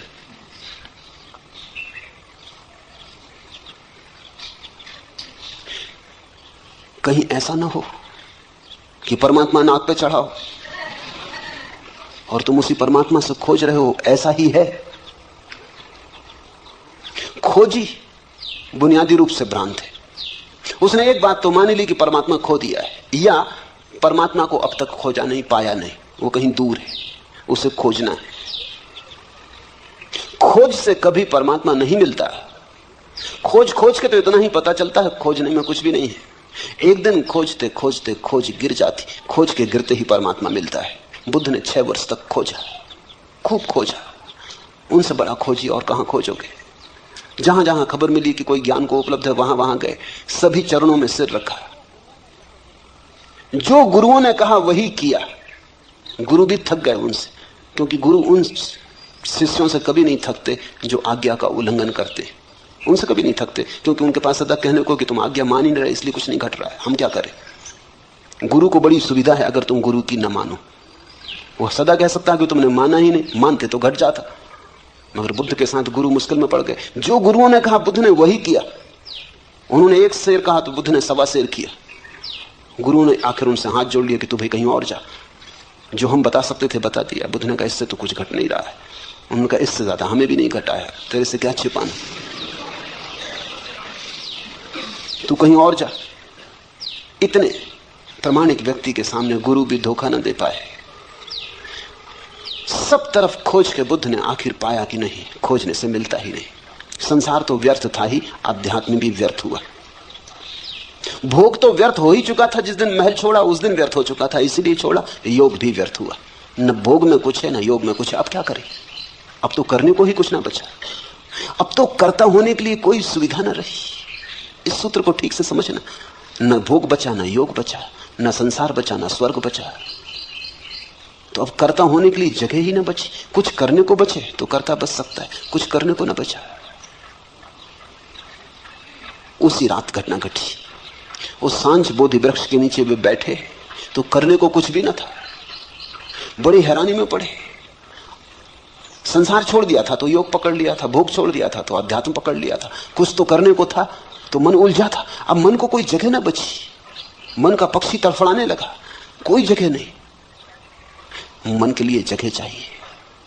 अहंकार के लिए कर्ता का रस चाहिए, कर्तव्य चाहिए। कुछ करने को हो तो अहंकार बचे। कुछ था ही नहीं करने को। जरा थोड़ा सोचो। एक गहन उदासीनता, जिसको अष्टावक्र वैराग्य कहते, वो उदय हुआ। योगी विरागी नहीं है, क्योंकि योगी नए भोग खोज रहा है। योगी आध्यात्मिक भोग खोज रहा है, विरागी नहीं है। अभी भोग की आकांक्षा है। संसार में नहीं मिला तो परमात्मा में खोज रहा है, लेकिन खोज जारी है। यहां नहीं मिला तो वहां खोज रहा है, बाहर नहीं मिला तो भीतर खोज रहा है, लेकिन खोज जारी है। भोगी विरागी नहीं है, योगी भी विरागी नहीं है। हाँ, उनकी खोज राग की अलग अलग है। एक बाहर की तरफ जाता है, एक भीतर की तरफ जाता, लेकिन जाते दोनों। उस रात बुद्ध को जाने को कुछ न बचा, न बाहर न भीतर। उस रात की तुम जरा कल्पना करो। उस रात को जरा जगाओ और सोचो कि कैसी वो रात रही होगी। उस दिन पहली दफा विश्राम उपलब्ध हुआ, जिसको अष्टावक्र कहते हैं। जो चित्त में विश्राम को उपलब्ध हो जाए तो सत्य उपलब्ध हो जाता। उस दिन विश्राम उपलब्ध हुआ। जब तक कुछ करने को शेष है तब तक श्रम जारी रहता है। जब तक कुछ करने को शेष है तनाव जारी रहता। अब तनाव करके भी क्या करना। शरीर भी ढीला छूट गया, मन भी ढीला छूट गया। वो उस वृक्ष के नीचे पड़ गए और सो गए। सुबह जब उनकी आंख खुली तो ऐसी खुली जैसी सबकी खुलनी चाहिए। सुबह जब आंख खुली तो पहली दफा खुली। सदियों सदियों से बंद थी वो आंख खुली। सुबह जब आंख खुली तो भोर का आखिरी तारा डूबता था। उस भोर के आखिरी तारे को उन्होंने डूबते हुए देखा। इधर बाहर भोर का आखिरी तारा डूब गया, उधर भीतर भी मन की आखिरी रेखा विसर्जित हो गई। कुछ भी ना था भीतर, कोई भी ना बचा, सन्नाटा था, शून्य था, विराट शून्य था, आकाश था। कहते हैं बुद्ध 7 दिन वैसे ही बैठे रहे, मूर्तिवत, हिले नहीं डुले नहीं। कहते हैं देवता घबरा गए, आकाश से देवता उतरे, ब्रह्मा उतरे, चरणों में पड़े और कहा आप कुछ बोले। ऐसी घटना सदियों में घटती, बड़ी मुश्किल से घटती है, आप कुछ कहें, हम आतुर हैं सुनने को कि क्या हुआ है। हिंदू बहुत नाराज है इस बात से कि बौद्ध कथाओं में ब्रह्मा को उतार के और बुद्ध के चरणों में गिरा दिया, लेकिन कथा बिल्कुल ठीक है, क्योंकि देवता भला स्वर्ग में हो, आकांक्षा के बाहर थोड़ी। आज एक घटना घटी है कि एक व्यक्ति आकांक्षा के बाहर चला गया, तो बुद्ध के ऊपर कोई भी नहीं, बुद्धत्व आखिरी बात है। देवता भी नीचे हैं, अभी उनकी भी स्वर्ग की भोग की आकांक्षा है। इसलिए तो कथाएं हैं कि इंद्र का आसन डोलने लगता, जब भी लगता है कोई प्रतियोगी आ रहा, कोई ऋषि मुनि तपस्या में गहरा उतर रहा, इंद्र घबराता, आसन कपने लगता। ये तो आसन इंद्र का क्या हुआ, दिल्ली का हुआ। इंद्र का कहो कि इंदिरा का कहो, एक ही बात, इसमें कुछ बहुत फर्क ना हुआ। ये तो कोई आने लगा तो प्रतिस्पर्धा, घबराहट, बेचैनी। बुद्ध ना कुछ करके उपलब्ध हुए। जो बुद्ध के जीवन में घटा वही अष्टावक्र के जीवन में घटा होगा। कोई कथा हमारे पास नहीं, किसी ने लिखी नहीं, लेकिन निश्चित घटा होगा, क्योंकि अष्टावक्र जो कह रहे हैं वो इतना ही कह रहे हैं कि तुम दौड़ चुके खूब, अब रुको। दौड़ के नहीं मिलता परमात्मा, रुक के मिलता है। खोज चुके खूब, अब खोज छोड़ो, खोज के नहीं मिलता सत्य, क्योंकि सत्य खोजी में छिपा है, खोजने वाले में छिपा है। कहां भागते फिरते हो? कस्तूरी कुंडल बसे। लेकिन जब कस्तूरी का नाफा फूटता है तो मृग पागल हो जाता है, कस्तूरी मृग पागल हो जाता है, भागता है, इधर भागता उधर भागता, खोजता है कहां से आती ये गंध, कौन खींचे ले आता है इस सुवास को, कहां से आती, क्योंकि उसने जब भी गंध आती देखी तो कहीं बाहर से आती देखी। कभी फूल की गंध थी, कभी कोई और गंध थी, लेकिन सदा बाहर से आती थी। आज जब गंध भीतर से आ रही तब भी वो सोचता है बाहर से ही आती होगी, भागता है। और कस्तूरी उसकी ही कुंडल में बसी है। कस्तूरी कुंडल बसे, परमात्मा तुम्हारे भीतर बसा है। तुम जब तक बाहर खोजते रहोगे योग में भोग में व्यर्थ। साधारण योगी भोग के बाहर ले जाता है, अष्टावक्र योग और भोग दोनों के बाहर ले जाते हैं, योगातीत भोगातीत। इसलिए तुम पाओगे सांसारिक का अहंकार होता है। तुमने योगी का अहंकार देखा या नहीं? सांसारिक का क्रोध होता है, तुमने दुर्वासाओं का क्रोध देखा या नहीं? सांसारिक आदमी दंभ से अकड़ के चलता है, पताकाएं लेके चलता है। तुमने योगियों की पताकाएं, हाथी घोड़े देखे या नहीं? साधारण आदमी घोषणा करता है इतना धन है मेरे पास, इतना पद है मेरे पास। तुमने योगियों को देखा घोषणा करते कि नहीं कि इतनी सिद्धि है, इतनी रिद्धि है? लेकिन ये सारी बातें वही की वही, कोई फर्क नहीं हुआ। जब तक योग योगातीत न हो जाए, जब तक व्यक्ति मैं करता हूं इस भाव से समग्रतया मुक्त न हो जाए, तब तक कुछ भी नहीं हुआ। तब तक तुमने सिर्फ रंग बदले, तब तक तुम गिरगिट हो, जैसा देखा वैसा रंग बदल लिया, लेकिन तुम नहीं बदले, रंग ही बदला। सदा से खोजियों का यह अवलोकन रहा है कि परमात्मा उपलब्धि अत्यंत दुसाध्य घटना है। ये बात एक अर्थ में सच है। अगर तुम बहुत दौड़ के आना चाहते हो तो कोई क्या करे? अगर तुम अपने कान को उल्टे तरफ से पकड़ना चाहते हो, मजे से पकड़ो। निश्चित तुम जब उल्टी तरफ से कान को पकड़ोगे तो तुमको लगेगा कान को पकड़ना बहुत दुसाध्य घटना है। ये तुम्हारे कारण, ये कान के कारण नहीं। अब अगर तुम सिर के बल खड़े होकर चलने की कोशिश करो और 10-5 कदम चलना भी बहुत कठिन हो जाए और तुम कहो कि चलना बहुत दुसाध्य घटना है, तो तुम गलत भी नहीं कह रहे, तुम ठीक ही कह रहे। लेकिन सिर के बल तुम खड़े हो, जो पैर के बल चल रहे हैं उनके लिए चलने में कोई दुसाध्य घटना नहीं। अब तुम उपवास करो, आग में तपाओ, धूनी रमाओ, नाहक शरीर को कष्ट दो, सताओ, 1000 तरह के पागलपन करो और फिर तुम कहो कि परमात्मा को पाना बड़ी दुसाध्य घटना है, तो ठीक ही कह रहे हो। जहां तुम सहज पहुंच सकते थे वहां तुम असहज होकर पहुंच रहे हो तो दुसाध्य मालूम होता है। तुम्हारे पहुंचने में भूल हो रही। लेकिन असाध्य को आदमी क्यों चुनता है, ये भी समझ लेना चाहिए। सिर के बल चलने का मजा क्या है जबकि तुम्हारे पास पैर है? सिर के बल चलने का एक मजा है, और वो मजा ये है, मजा है अहंकार का मजा। मुल्ला नसरुद्दीन एक झील में मछलियां मार रहा था। घड़ी दो घड़ी में देखता रहा, उसकी मछलियां पकड़ में कुछ आती नहीं। झील में मछलियां हैं भी नहीं, ऐसा मालूम होता। मैंने उससे पूछा, नसरुद्दीन, इस झील में मछलियां मालूम नहीं होती, तुम कब तक बैठे रहोगे? वो पास की दूसरी झील है, वहां क्यों नहीं मछलियां मारते? यहां कोई दूसरा मछुआ दिखाई भी नहीं पड़ता, वहीं सब मछुए। नसरुद्दीन ने कहा, वहां मारने से सारी क्या? अरे वहां इतनी मछलियां कि मछलियों को तैरने के लिए जगह भी नहीं, वहां मारी तो क्या मारी? यहां मछली मारो तो कोई बात। असाध्य में भी आकर्षण है। जितना असाध्य काम हो उतना अहंकार मजबूत होता है। यहां मछली मारो तो कुछ है। जो सभी कर रहे हैं वही तुमने किया तो क्या सार है? सभी पैर के बल चल रहे हैं, तुम भी चले तो क्या मजा? सिर के बल चलो। मेरे देखे परमात्मा से कोई संबंध नहीं है कठिनाइयों का। कठिनाइयों का संबंध अहंकार से। अहंकार कठिन को करने में मजा लेता, क्योंकि सरल तो सभी करते हैं, उसमें क्या सार है? अगर तुम किसी से कहो कि हम पैर के बल चलते तो लोग कहेंगे तुम्हारा दिमाग खराब हो गया, सभी चलते। लेकिन अगर तुम सिर के बल चलो तो अखबारों में नाम छपेगा, तो लोग तुम्हारे पास आने लगेंगे, लोग तुम्हारे चरणों में सिर झुकाएंगे कि तुम्हें कोई सिद्धि मिल गई कि तुम सिर के बल चलते हो। अहंकार की पूजा तभी हो सकती है जब तुम कुछ असाध्य करो। जैसे हिलरी चढ़ गया एवरेस्ट पर तो सारी दुनिया में खबर हुई। अब तुम जाओ और पूना की छोटी मोटी पहाड़ी पे चढ़ के खड़े हो जाओ और झंडा लगाने लगो, और तुम कहो कोई अखबार वाला भी नहीं आ रहा, कोई फोटोग्राफर भी नहीं आ रहा, मामला क्या है? आखिर ये भेदभाव क्यों हो रहा है? हिलरी के साथ इतना शोरगुल मचाया, इतिहास में नाम अमर रहेगा सदा के लिए, और हमारा कुछ भी नहीं हो रहा। हम भी वही कर रहे हैं, उसने भी झंडे ही गाड़ा। लेकिन एवरेस्ट पे चढ़ना कठिन है। 50-60 साल से लोग चढ़ने की कोशिश कर रहे थे, तब एक आदमी चढ़ पाया। इसलिए धीरे धीरे वहां रास्ता बन जाएगा, बस जाने लगेगी, कभी ना कभी जाएगी। कोई सदा इतनी देर तक एवरेस्ट अपने को बचा नहीं सकता आदमी से। जब एक आदमी पहुंच गया तो सिलसिला शुरू हो गया।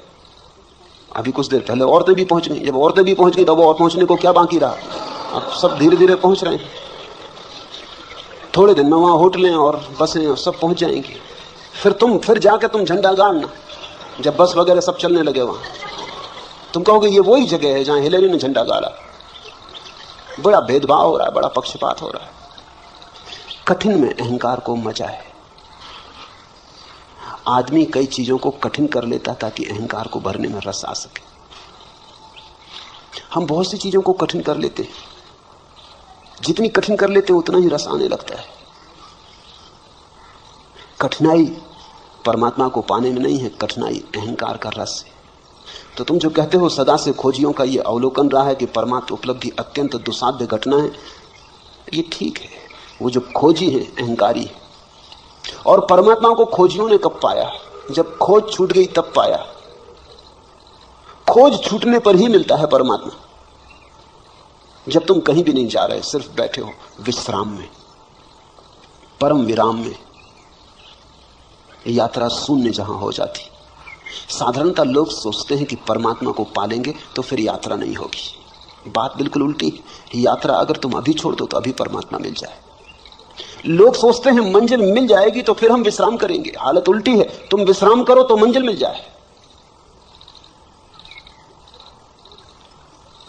विश्राम ध्यान और समाधि का सूत्र है, श्रम अहंकार का सूत्र है। इसलिए तुम पाओगे कि जिस धर्म के भीतर श्रम की व्यवस्था है साधु के लिए, उतना ही अहंकारी साधु होगा। जैनियों का साधु जितना अहंकारी, उतना हिंदुओं का नहीं। क्योंकि जैन साधु कहेगा हिंदू साधु इसमें रखे क्या, कोई भी हो जाए।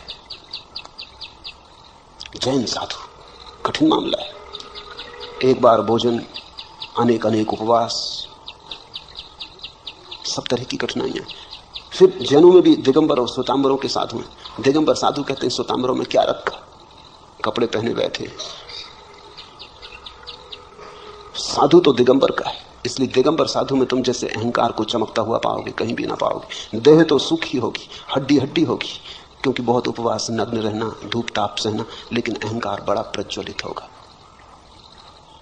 अकल उसकी वैसी जैसी हिलरी की। हिंदुस्तान में मुश्किल से 20 दिगंबर मुनि है। श्वेतांबर मुनि तो 5-7 हजार, हिंदुओं के तो सन्यासी 50 लाख। और अगर मेरी चले तो सारी दुनिया को सन्यासी कर दूं। इसलिए मेरे सन्यासी होने में तो अहंकार हो ही नहीं सकता, क्योंकि कोई मैं कह ही नहीं रहा हूं कि तुम ऐसा करो वैसा करो। ये बहुत ही सरल मामला है। तुम गेरुए कपड़े पहन लो, सन्यासी हो गए। सन्यास सरल हो तो अहंकार को मजा कहां। मेरे पास लोग आते हैं, वो कहते हैं कि सन्यास आप देते हैं तो इसके लिए कोई विशेष आयोजन करना चाहिए। विशेष आयोजन सन्यास के लिए? वो ठीक कहते हैं, क्योंकि ऐसा होता है। अगर जैन दीक्षा होती तो देखा कैसा बैंड बाजे घोड़ा इत्यादि बजता है और सब मजा आता है और लगता है कोई बड़ी घटना घट रही, कोई सिंहासन पर चढ़ाया जा रहा। सन्यास भी सिंहासन जैसा हो गया और लोग जय जयकार करते हैं कि कोई बड़ी घटना घट रही। और मैं सन्यास ऐसा चुपचाप दे देता हूं, किसी को पता नहीं चलता। पोस्ट से भी दे देता हूं, मुझे भी पता नहीं चलता कौन सज्जन है, उनको भी पता नहीं चलता। ठीक, मेरे देखे सन्यास सरल होना चाहिए। मेरे देखे परमात्मा विश्राम में मिलता है, अहंकार में नहीं। कृत्य नहीं है, खोज नहीं है, परमात्मा मिला ही हुआ। तुम जरा हल्के हो जाओ, तुम जरा शांत हो जाओ, तुम जरा रुको, अचानक तुम पाओगे वो सदा से था।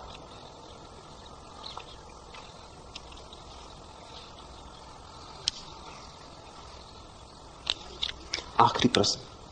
हमारे शरीर में कोई 20 अरब कोशिकाएं हैं और शरीर में प्रतिक्षण रासायनिक प्रतिक्रिया होती रहती है। आप या अष्टावक्र जब कहते हैं कि दृष्टा बनो, तब यह बात आप किससे कहते हैं? ये कौन है जो कह रहा है कि शरीर में 20 अरब कोशिकाएं हैं? निश्चित ही कोशिकाएं नहीं कह रही। एक कोशिका बाकी कोशिकाओं का हिसाब भी नहीं लगा सकती। ये 20 अरब कोशिकाएं हैं शरीर में, अरबों खरबों सेल हैं शरीर में। ये कौन कह रहा है? ये किसने पूछा? ये किसको पता चला? जरूर तुम्हारे भीतर कोशिकाओं से भिन्न कोई है जो गिनती कर लेता कि 20 करोड़ कोशिकाएं। हमारे शरीर में कोई 20 अरब कोशिकाएं हैं और शरीर में प्रतिक्षण रासायनिक प्रतिक्रिया होती रहती है। आप या अष्टावक्र जब कहते हैं कि दृष्टा बनो, तब यह बात आप किससे कहते हैं? उसी से जो कह रहा है कि 20 अरब कोशिकाएं हैं। यदि मस्तिष्क की कोशिकाओं से कहते हैं तो बात व्यर्थ है, क्योंकि बुद्धि नश्वर है। नहीं, हम कह भी नहीं रहे मस्तिष्क की कोशिकाओं से, हम तुमसे कह रहे हैं। अष्टावक्र भी तुमसे बोल रहे हैं। अष्टावक्र इतने बुद्धू नहीं कि तुम्हारे मस्तिष्क की कोशिकाओं से बोल रहे हैं, तुमसे बोल रहे हैं। तुम्हारा होना तुम्हारी कोशिकाओं के पार है। तुम कोशिकाओं का उपयोग कर रहे हो, सच। जैसे कार में बैठा हुआ ड्राइवर कार चला रहा है, दौड़ा जा रहा है, कार की गति से दौड़ा जा रहा है, 100 मील प्रति घंटे चला जा रहा है, लेकिन फिर भी वो जो ड्राइवर भीतर है वो कार नहीं है। और अगर एक सिपाही सीटी बजाए कि रुको, और वो पूछे कि किससे कह रहे हैं? कार के इंजन से, क्योंकि चल तो इंजन रहा है। किससे कह रहे हैं? पेट्रोल से, क्योंकि चला तो पेट्रोल रहा है। किससे कह रहे हैं? पहियों से, क्योंकि दौड़ तो पहिए रहे हैं। तो क्या कहेगा पुलिस का सिपाही? वही मैं तुमसे कहता हूं कि सीटी तुम्हारे लिए बजा रहे। यदि आप आत्मा को जगा रहे हैं तो भी बात व्यर्थ है, क्योंकि आत्मा तो जागी ही हुई है। उसको जगाना और पहचानो कहना तो बेवकूफी। बिल्कुल ठीक बात है, आत्मा तो जागी हुई रही, उसको जगाने का कोई उपाय नहीं, और हम उसको जगा भी नहीं रहे। मामला कुछ ऐसा है कि तुम बने हुए पड़े हो, जागे हुए पड़े और आंखें बंद किए। सोए को जगाना तो बहुत आसान है, हिलाओ डुलाओ, पानी छिड़को, जागेगा। जागा हुआ अगर कोई आदमी पड़ा हो, आंखें बंद करके ढोंग करता हो सोने का, इसको कैसे जगाओ? छिड़को पानी, कोई फर्क नहीं पड़ता। हिलाओ डुलाओ, वो हिल डुल के फिर करवट लेके सो जाता है। पुकारो, नाम सुन लेता है, बोलता नहीं। ऐसी तुम्हारी हालत है। जागे हुए को जगाना कोई अर्थ नहीं रखता, लेकिन जागा हुआ सोने का बहाना कर रहा है, इसलिए जगाने की जरूरत है। सोए हुए को जगा नहीं रहे, क्योंकि आत्मा सो नहीं सकती। जो सोया है वो शरीर है, जो शरीर है उसे जगाया नहीं जा सकता, और जो आत्मा जागी हुई है उसे जगाने का कोई अर्थ नहीं। बिल्कुल ठीक कहते हो, बड़े ज्ञान की बात कह रहे हो, मगर उधार होगी, क्योंकि खुद की समस्या आई होती तो पूछते ही नहीं। अष्टावक्र या मैं उसको जगा रहे हैं जो जागा हुआ है और भूल गया कि हम जागे हुए, जो जागा हुआ है और सोने के बहाने में पड़ गया है, सोने का खेल खेल रहा है। इसलिए तो कठिनाई है जगाने में, बड़ी कठिनाई है। आप लोगों को भ्रम में तो नहीं डाल रहे हैं। तुम सोचते हो लोग भ्रम में हैं, नहीं। अगर लोग भ्रम में नहीं हैं तो निश्चित ही मैं भ्रम में डाल रहा हूं। मगर अगर लोग भ्रम में नहीं हैं तो भ्रम में डाले कैसे जा सकेंगे? इतने बुद्ध पुरुष भ्रम में डाले जा सकते हैं। और अगर लोग भ्रम में तो जो मैं कर रहा हूं वो भ्रम के बाहर लाने की चेष्टा है। जो भी तुम हो उससे उल्टा मैं कर रहा हूं। अगर तुम सोचते हो तुम भ्रम में हो तो ये चेष्टा है जगाने की। अगर तुम सोचते हो तुम जागे हुए हो तो ये चेष्टा तुम्हें भ्रम में डालने की। लेकिन अगर तुम जागे हुए हो तो कौन तुम्हें भ्रम में डाल देगा? ख्याल रखना, तुम्हारे अतिरिक्त तुम्हें भ्रम में कोई भी नहीं डाल सकता।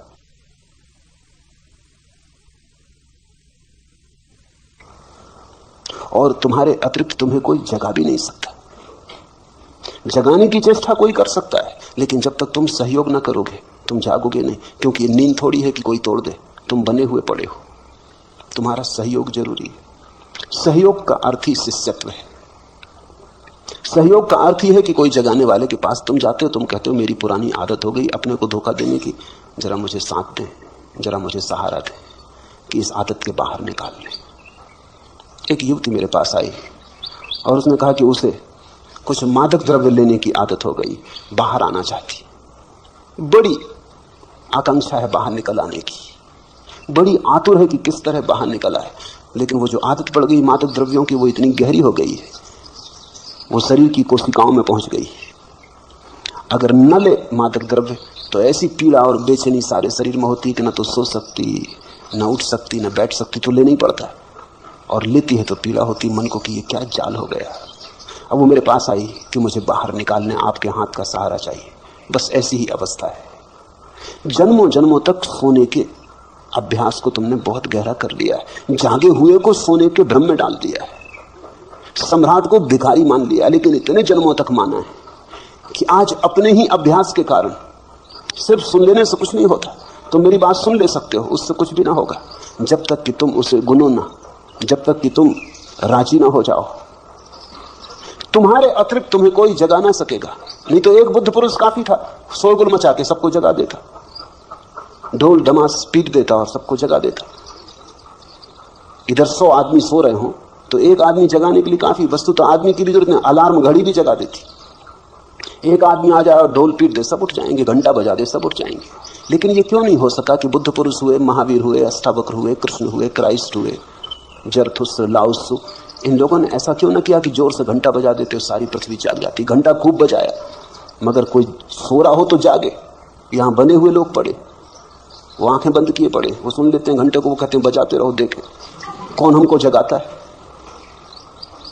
जब तुम जागना चाहोगे तो जागोगे।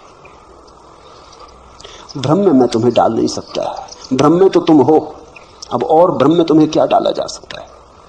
तुम्हें और भी भटकाया जा सकता है। तुम सोचते हो और कुछ भटकने को बचा है? इससे नीचे तुम और गिर सकते हो, गिरने की कोई और जगह है? लोभ जितना तुम्हारे भीतर है इससे थोड़ा इंच भर और ज्यादा हो सकता है। क्रोध तुम्हारे भीतर है इससे थोड़ा और ज्यादा हो सकता है, एक रत्ती मासा। वासना ने जैसा तुम्हें घेरा है और वासना बढ़ सकती। तुम आखिरी जगह खड़े हो। जो प्रथम होना चाहिए वो आखिर खड़ा है, जो सम्राट होना चाहिए वो भिखमंगा होकर खड़ा है। इससे पीछे तुम अब जा भी नहीं सकते, इसके पार गिरने का उपाय भी नहीं। तुम्हें भ्रम में डालने की कोई सुविधा नहीं है। कोई डालना भी चाहे तो डाल नहीं सकता। हाँ, कोई इतनी कर सकता है ज्यादा से ज्यादा तुम्हारे भ्रम बदल दे। एक भ्रम से तुम उब जाओ तो दूसरा भ्रम दे दे। यही साधु सन्यासी करते रहते। संसार का भ्रम उखड़ने लगा, ऊब पैदा होने लगी, खूब जी ली, अब कुछ सार नहीं, देख लिया तो अध्यात्म का भ्रम पैदा करते। कहे कि चलो अब स्वर्ग का मजा लो, अब थोड़ा पुण्य करो, त्याग तपस्या करो, स्वर्ग में आप सराहें भोगो। यहाँ बहुत भोग ली, कुछ पाया नहीं। यहाँ चुल्लू चुल्लू शराब पीते रहे, वहां बहिश्त में फिरदौस में झरने बह रहे शराब के, डुबकियां लगाना। यहाँ क्या रखा है? स्वर्ग में स्वर्ण के महल हैं, हीरे जवाहरातों के वृक्ष हैं, वहां मजा लो। कल्प वृक्ष हैं, उनके नीचे बैठो, यहां तो रोना धोना खूब कर लिया, लेकिन ये नया भ्रम। मैं तुम्हें कोई नया भ्रम नहीं दे रहा, मैं तुमसे सिर्फ इतना कह रहा हूं, काफी भ्रम देख लिए, अब थोड़ा जागो। साक्षी भाव कैसे भ्रम हो सकता है, थोड़ा सोचो। सिर्फ साक्षी होने को कह रहा हूं, जो भी है उसे देखने को कह रहा हूं। कुछ करने को कहता तो भ्रम पैदा होता। तुमसे कहता है कि ये छोड़ के ये करो तो भ्रम पैदा होता। तुमसे सिर्फ इतना ही कह रहा हूं, जो भी कर रहे हो, जहां भी हो, भोगी हो, योगी हो, जो भी हो, हिंदू हो, मुसलमान हो, मस्जिद में, मंदिर में हो, जहां भी हो, जागो, जाग के देखो। जागने में कैसे भ्रम हो सकता है? जागे हुए आदमी को भ्रम की कोई संभावना नहीं रह जाती। नींद में सपने होते हैं, जागने में कैसे सपना हो सकता है? और यदि लोग सुख दुख में प्रतिक्रिया करना छोड़ दें तो वे पशु या पेड़ पौधे जैसे तो नहीं हो जाएंगे। पहली तो बात, तुमसे किसने कहा कि पशु और पेड़ पौधे तुमसे खराब हालत में? तुमने ही मान लिया। पेड़ पौधों से भी तो पूछो, पशुओं से भी तो पूछो, थोड़ा पशुओं की आंख में भी तो झांक के देखो। ये भी आदमी का अहंकार है कि वो सोचता है वो पशुओं से ऊपर। और पशुओं की इसमें कोई गवाही भी नहीं ली गई। ये भी बड़े मजे का बात है। एक तरफा निर्णय कर लिया है, अपने आप ही निर्णय कर लिया है। अगर पशुओं में भी इस तरह की किताबें लिखी जाती होंगी, शास्त्र रचे जाते होंगे, तो उनने भी लिखा होगा कि आदमी बहुत गया बीता जानवर। मैंने तो सुना है कि बंदर एक दूसरे से कहते हैं कि आदमी पतित बंदर। डार्विन कहता है कि आदमी बंदर का विकास है, लेकिन डार्विन कौन सी कसौटी? बंदरों से भी तो पूछो, दोनों ही पार्टियों से तो पूछ लेना चाहिए। बंदर कहते हैं आदमी पतित है, उनकी बात में समझ में आता है। बंदर वृक्षों पे, तुम जमीन पे पतित हो। बंदर ऊपर है, तुम नीचे हो। किसी बंदर से टक्कर लेकर तो देखो, तो शक्ति बढ़ी कि खोई? जरा एक वृक्ष से दूसरी वृक्ष पे छलांग लेकर तो देखो, हड्डी पसली टूट जाएंगी। तो कला आई कि गई? ये तुमसे किसने कह दिया? ये खुद ही मान लिया। ये बड़े मजे की बात है। आदमी की बीमारियों में एक बीमारी है कि आदमी मानता है कि वो सबसे ऊपर है। फिर पुरुषों से पूछो तो वो मानते हैं वो स्त्रियों से ऊपर। स्त्रियों से भी नहीं पूछे, स्त्रियों की इसमें कोई गवाही नहीं ली गई, इस पर कोई वोट नहीं हुआ कभी, क्योंकि पुरुषों ने शास्त्र लिखे, जो मन में था लिख लिया। और स्त्रियों को तो पढ़ने पे भी लोग रोक लगा रखी थी कि कहीं वो पढ़ भी लें तो बाधा डालेंगे, क्योंकि जो पंडित लिख रहा था उसकी पत्नी ही उसको कष्ट में डाल देती अगर पढ़ना आता हो तो पढ़ने पे बाधा लगा दी कि वेद पढ़ नहीं सकती स्त्रियां, ये नहीं कर सकती। हद कर दी पुरुषों ने। स्त्रियां मोक्ष भी नहीं जा सकती। मोक्ष जाने के पहले उनको पुरुष होना पड़ेगा, पुरुष पर्याय में आना पड़ेगा। फिर पुरुषों में भी पूछो, गोरा समझता है कि वो ऊंचा है काले से, काले से भी तो पूछो।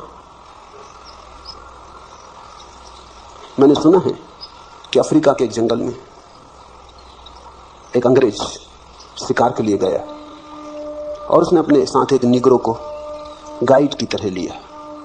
जंगल में दोनों भटक गए और देखा कि वही 100 आदमियों का भाले लिए हुए जंगलियों का एक दस्ता निगरो चला आ रहा है। वो अंग्रेज बहुत घबराया। उसने अपने गाइड से, निगरो से कहा कि हम लोगों की जान खतरे में। उसने कहा हम लोगों की? मुझे छोड़ो, तुम अपनी सोचो।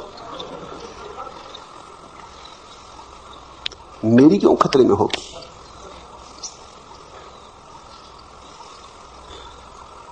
सफेद आदमी सोचता है वो श्रेष्ठ है, काला सोचता है वो श्रेष्ठ है। चीनियों से पूछो, चीनियों की किताबों में लिखा है कि अंग्रेज बंदर है। आदमी में भी गिनती नहीं करते वो उनकी। सारी दुनिया में ये रोग है। आदमी का ये रोग बड़ा गहरा है। वो बिना दूसरी पार्टी से पूछे निर्णय करता चला जाता। ये सब अहंकार के खेल है। अगर तुम थोड़े अहंकार को छोड़ के देखोगे तो तुम पाओगे परमात्मा के ही सब रूप हैं। जानवर भी, पशु पक्षी भी, पौधे भी, मनुष्य भी। परमात्मा ने कहीं चाहा है हरा हो जाना तो हरा है, कहीं चाहा है पक्षियों के गीत से प्रकट होना तो वैसा हो रहा है, कहीं चाहा है आदमी होना तो आदमी हो गया। इनमें कोई तरतमता नहीं है, हायरार्की नहीं है, कोई ऊपर नीचे नहीं है। ये सब एक साथ परमात्मा की अनंत लहरें। छोटी लहर में भी वही, बड़ी लहर में भी वही, सफेद लहर में भी वही, काली लहर में भी वही, घास में भी वही, आकाश छूते हुए वृक्षों में भी वही। आध्यात्मिक दृष्टि तो ये कहती है कि इसी क्षण जो भी है वो परमात्मा है। फिर परमात्मा में कोई आगे पीछे कैसे हो सकता है? ये तो बड़ा मुश्किल हो जाएगा। ये तो परमात्मा में भी कुछ नीचे कुछ ऊपर करना कठिन हो जाएगा। एक ही है। साक्षी भाव से देखोगे तो पाओगे सब एक है। इसलिए पहले तो ये पूछो ही मत कि यदि लोग सुख दुख में प्रतिक्रिया करना छोड़ दें तो वे पशु या पौधे जैसे तो नहीं हो जाएंगे। हो जाएंगे तो कुछ हर्जा नहीं होगा। हिटलर अगर पशु हो जाए, पौधा हो जाए तो कोई हर्जा है? हाँ, दुनिया में करोड़ों लोग मरने से बच जाएंगे और तो कुछ हर्जा नहीं हो जाएगा। नादिर शाह अगर शेर होता तो कोई हर्जा होता? 10-5 आदमियों को मार के तृप्त हो जाता, भोजन के लिए ही मारता। ऐसे अकारण लाशों से तो नहीं भर देता दुनिया को। इतना तो पक्का है कि पशुओं ने अभी तक एटम बम जैसी कोई चीज नहीं खोजी। नखून से काम लेते हैं, बड़े पुराने ढंग से काम चलता है, भोजन के लिए मारते हैं। आदमी अकेला जानवर है जो बिना भोजन की इच्छा के भी मारता है। आदमी जाता है जंगल में शिकार करने, पशुओं पक्षियों को मारता है, कहता है आखेट के लिए आए, खेल के लिए आए। और अगर सिंह उस पर हमला कर दे तो वो आखेट नहीं, फिर नहीं कहता कि सिंह खेल कर रहा है, करने दो, आखेट हो रही। खेल के लिए मारते हो, कोई पशु नहीं मारता खेल के लिए। और एक और बड़े मजे की बात है कि कोई पशु अपने वर्ग में नहीं मारता। कोई सिंह किसी दूसरे सिंह को मारता नहीं, कोई बंदर किसी दूसरे बंदर की हत्या नहीं करता। सिर्फ आदमी अकेला जानवर है जो आदमियों को मारता है। चींटी चींटी को नहीं मारती, हाथी हाथी को नहीं मारता, कुत्ता कुत्ते को नहीं मारता। लड़ झगड़ने मारने वगैरह की बात नहीं करते, हत्या नहीं करते। आदमी अकेला जानवर है जो एक दूसरे की हत्या करता है। आदमी में ऐसा है क्या जिसके लिए तुम इतने परेशान हो रहे हो? खो भी जाएगा तो क्या खो जाएगा? पेड़ पौधे बहुत सुंदर हैं, पशु बड़े निर्दोष हैं। मगर मैं ये नहीं कह रहा कि तुम पेड़ पौधे या पशु हो जाओ, मैं सिर्फ ये कह रहा हूं कि अहंकार छोड़ो। और दूसरी बात, ये मैंने कहा भी नहीं कि सुख और दुख में प्रतिक्रिया करना छोड़ दें। ये अष्टावक्र ने भी कहा नहीं। सुख दुख में समता रखने का अर्थ सुख दुख में प्रतिक्रिया करना छोड़ देना नहीं है। सुख दुख में समता रखने का अर्थ केवल इतना ही है कि मैं साक्षी रहूंगा। दुख होगा तो दुख को देखूंगा, सुख होगा तो सुख को देखूंगा। इसका यह अर्थ थोड़ी है कि जब तुम बुद्ध को कांटे चुभाओगे तुमको दुख नहीं होता। बुद्ध को कांटे चुभाओगे तो तुमसे ज्यादा दुख होता है, क्योंकि बुद्ध तुमसे ज्यादा संवेदनशील है। तुम तो पथरीले हो, बुद्ध तो कोमल कमल की तरह है। तुम जब बुद्ध को कांटे चुभाओगे तो बुद्ध को पीड़ा तुमसे ज्यादा होती, लेकिन पीड़ा हो रही शरीर में, बुद्ध ऐसा जान के दूर खड़े रहते। देखते हैं पीड़ा हो रही, जानते हैं पीड़ा हो रही, फिर भी अपना तादात्म्य पीड़ा से नहीं करते। जानते हैं मैं जानने वाला हूं, ज्ञाता स्वरूप। प्रतिक्रिया छोड़ने को नहीं कह रहे हैं। ये नहीं कह रहे हैं घर में आग लग जाए तो तुम बैठे रहना तो तुम बुद्ध हो गए, भगना मत बाहर। भागते समय भी जानना कि घर जल रहा है, वो मैं नहीं जल रहा। और अगर शरीर भी जल रहा हो तो जानना कि शरीर जल रहा है, मैं नहीं जल रहा। इसका यह मतलब नहीं कि शरीर को जलने देना, शरीर को बाहर निकाल लाना। शरीर को कष्ट देने के लिए नहीं कह रहे हैं। प्रतिक्रिया शून्य होने का अर्थ हुआ कि तुम पत्थर हो गए, जड़ हो गए। तो बुद्ध पत्थर नहीं है। बुद्ध से बड़ा करुणावान कहां पाया तुमने? अष्टावक्र पत्थर नहीं हो गए होंगे, प्रेम की धारा बही। तो जिनसे प्रेम का झरना बहा उनकी संवेदनशीलता बढ़ गई होगी, घट नहीं गई होगी। उनके पास महाकरुणा उतरी। लेकिन तुम गलत व्याख्या कर ले सकते हो। और जिन्होंने पूछा है थोड़े शास्त्रीय बुद्धि के मालूम होते, थोड़ा बुद्धि में कचरा ज्यादा है, कुछ पढ़ लिया, सुन लिया, इकट्ठा कर लिया, वो काफी चक्कर मार रहा है। वो सुनने नहीं देता, वो देखने भी नहीं देता, वो चीजों को विकृत करता चला जाता है। राही रुके सब, भीतर का पानी अधहंसा, बाहर जमी बर्फ है, एक तरफ छाती तक दलदल अगम, बाढ़ का दरिया एक तरफ है। मन मानी बह रही हवाएं, जंगल झुके हुए सब, राही रुके हुए सब। बंद द्वार, अध खुली खिड़कियां, झांक रही कुछ आंखें, सूरज के मुंह पर संध्या की काली अनगिन तीर सरीखी चुभती हुई सलाखें। अपने चेहरे के पीछे चुप सहमे लुके हुए सब, राही रुके हुए सब। अपने चेहरे के पीछे चुप सहमे लुके हुए सब, राही रुके हुए सब। ये जो चेहरे, मुखौटे बुद्धिमानी के, पांडित्य के, शास्त्रीयता के, इनके पीछे कब तक छुपे रहोगे? ये जो विचारों की परतें हैं, इनके पीछे कब तक छुपे रहोगे? इन्हें हटाओ, भीतर शुद्ध चैतन्य को जगाओ। दृष्टा की तरह देखो, विचारक की तरह नहीं। विचारक का तो अर्थ हुआ मन की क्रिया शुरू हो गई। तो अगर अष्टावक्र को समझना हो तो चैतन्य, शुद्ध चैतन्य की तरह ही समझ पाओगे। अगर तुम सोच विचार में पड़े तो अष्टावक्र को तुम नहीं समझ पाओगे, चूक जाओगे। अष्टावक्र कोई दार्शनिक नहीं और अष्टावक्र कोई विचारक नहीं। अष्टावक्र तो एक संदेश वाहक है, चैतन्य के, साक्षी के, शुद्ध साक्षी। सिर्फ देखो, दुखो देखो, सुख हो सुख को देखो, दुख के साथ ये मत कहो कि मैं दुख हो गया, सुख के साथ ये मत कहो कि मैं सुख हो गया। दोनों को आने दो, जाने दो। रात आए तो रात देखो, दिन आए तो दिन देखो। रात में मत कहो कि मैं रात हो गया, दिन में मत कहो कि मैं दिन हो गया। रहो अलग थलग, पार, अतीत, ऊपर, दूर। एक ही बात के साथ तादाद में रहे कि मैं दृष्टा हूं, साक्षी। हरिओम तत्सत। आज इतना।